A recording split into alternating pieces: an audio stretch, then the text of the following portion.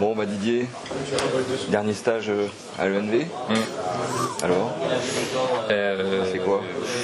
C'est plein de choses en même temps. Puis surtout que le dernier stage qu'on fait là, c'est sur tout le travail qu'on a engagé avec toi depuis des années, depuis 1990 si ma mémoire est bonne. Et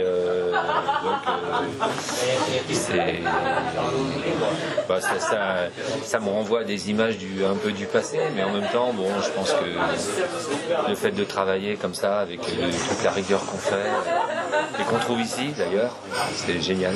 Moi, j'ai pas vu le temps passer. C'est super. Tu te rappelles de ton premier séjour ici Oui. En tant que coureur peut-être? Alors je sais, ça devait être en 1974. J'ai fait un stage qui s'appelait le stage des meilleurs de Ligue. Donc on était recrutés par nos cadres techniques dans nos régions. Je suis venu ici. Alors il y avait un prof de l'ENV, mais je ne me souviens plus de qui c'était. Et il y avait Patrick Cormery qui aussi encadrait ce stage-là. Donc c'était un stage de 420. On était venus en train jusqu'à Quiberon. Enfin, l'aventure. L'aventure. Et en tant qu'entraîneur, ton premier stage ici, tu te rappelles? C'était en tant qu'entraîneur, c'était je pense l'année où la PO, j'étais entraîneur d'équipe de France donc pour les Jeux de Barcelone. Où toute cette PO là, on a quand même passé beaucoup de temps ici, pratiquement tous les époques entre septembre et décembre, on était là. On venait qu'une semaine sur deux, donc on était comme à la maison. Avec toi d'ailleurs. Oui, je me rappelle. On utilise toujours le bon de mesure des dérives, 90, 91. C'est clair. Comme quoi, voilà, et donc les choses de mal. Aujourd'hui, plus de 200 dérives dans la base. Donc, c'est ça. Et les comparaisons fonctionnent toujours. Donc on a cette semaine, on a vu le doc Taché. Donc ça fait partie aussi de l'histoire, de ton histoire avec l'école. Oui. Tu peux dire deux mots de Joseph. Dire deux mots, c'est pas facile de dire deux mots de quelqu'un comme ça. Non, mais je pense que Joseph, c'est un peu comme nous, c'est la vraie passion. Il a toujours été aux petits soins pour nous, et aujourd'hui, bien qu'il soit encore âgé, il est encore aux petits soins pour nous. Je pense que c'est un juste équilibre. Je pense qu'il y gagne aussi personnellement parce que ça lui plaît. Et pour nous, ça a toujours été la petite cerise sur le gâteau. Le doc, un petit problème, j'appelle, il arrive. Toujours disponible, toujours souriant. Excellent. Terrible. Donc sur ce stage, on croise les plus anciens, des gens qui étaient au jeu, avec des jeunes.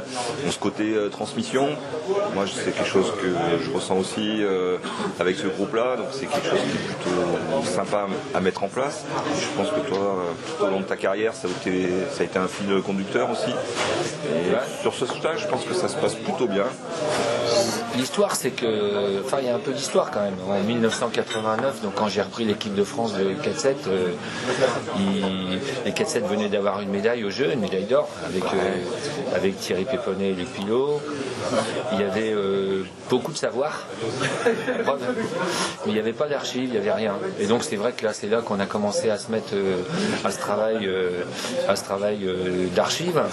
Et puis après, d'être aussi de le garder, de témoigner, de le repasser aux autres et tout.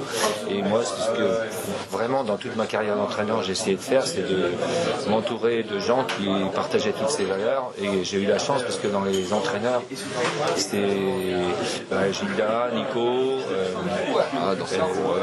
d'anciens coureurs, c'est tous des gens qui ont été dans ce moule. Et je pense que là, on a envie, peut-être sans aucun doute, ce qu'on a semé il y a longtemps, et de voir des gens d'équipe de France partager si facilement leur savoir avec les autres. Je pense que les jeunes ne se rendent pas bien compte exactement encore de la portée des heures du travail. Des heures de travail, ça viendra, c'est sûr, mais c'est notre bien à tous. Notre patrimoine. Absolument. Exactement. Absolument. Et en plus, on a la chance en 4-7, comme tu l'as dit fort justement il y a quelques jours, c'est d'avoir ce bateau qui est là, sur lequel on peut faire beaucoup de choses, ce qui n'est pas la norme de beaucoup de terrains. Oui, avec le film, c'est la seule série où on peut encore développer du matériel. Ouais, donc c'est top. En plus, la jauge a très peu évolué. Donc c'est plus les pratiques ont évolué avec le babouinage, avec tout ça. Donc, et puis avec tous les nouveaux outils, ce que tu nous as encore montré ce matin sur